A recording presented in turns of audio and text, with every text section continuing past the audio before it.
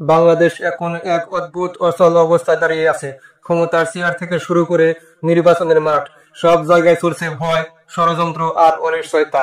আজকের ভিডিওতে আমি আপনাদের এমন কিছু কথা বলবো যা শুনে হয়তো আপনিও টেনশনে পড়ে যাবেন যে এই দেশটা আসলে কে চালাচ্ছে, কার হাতে ভবিষ্যৎ রাজনীতি, আর কেন হঠাৎ সবাই এত আতঙ্কিত হয়ে পড়ছে।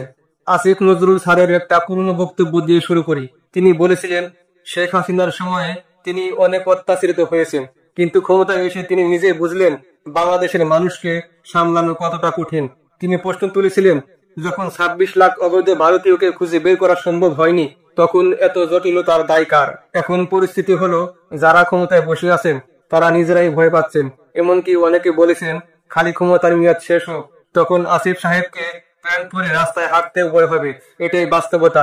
বাংলাদেশের রাজনীতি এখন প্রতিশোধ আর আতঙ্কের চক্রে ঘুরছে। এখন আসি ডক্টর মোহাম্মদ ইউনূসের দিকে। বয়স হয়েছে ৮৫+।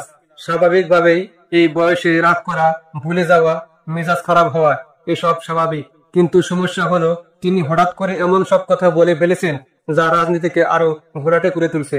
তিনি বলেছেন, পৃথিবীর কোন শক্তি নির্বাচন ঠেকাতে পারবে না। এই ডায়লগটা স্রেফ কথা না, এটা সরাসরি জামাত এনসিপি কে সতর্ক করা। জামাত এখনো একটা বড় জিনিসে অনড়, তারা কি আর সিস্টেম চায়। এদিকে এনসিপিও নির্বাচন চায় না, তারা সময় নষ্ট করতে চাইতেছে। আর জামাতও চাইতেছে রাজনৈতিক উত্তেজনা বাড়ুক। সরকার অবশ্যই চাইতেছে যত তাড়াতাড়ি সম্ভব একটা নির্বাচন দিতে। ডক্টর ইউনূস স্পষ্ট বলে দিয়েছেন, তিনি আর কোন দলের পথ চান না। রাজনীতির মজা তিনি বুঝে গেছেন। সবচেয়ে বড় বিতর্ক উঠেছে ডক্টর ইউনূসের একটি মন্তব্য থেকে। তিনি বলেছেন, সরকার প্রধান ছিল একটা মেটিকুলাস ডিজাইন বা সুপরিকল্পিত কাজ।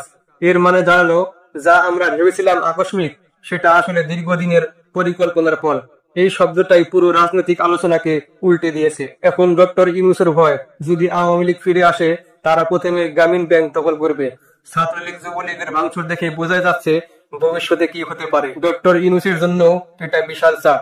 বিএনপি এখনো অনলাইন আছে, মাঠে নেই। তারেক রহমান দেশের বাইরে, সরকার তাকে আনতে চাইতেছে।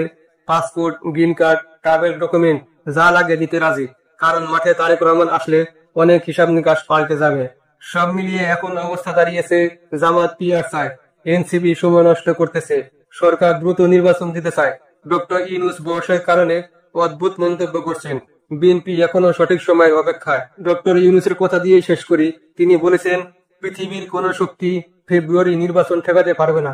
তাহলে রাজনীতির মাঠে এবার যাই হোক, বুড়া মানুষটা আস্তে আস্তে খেপা শুরু করেছে।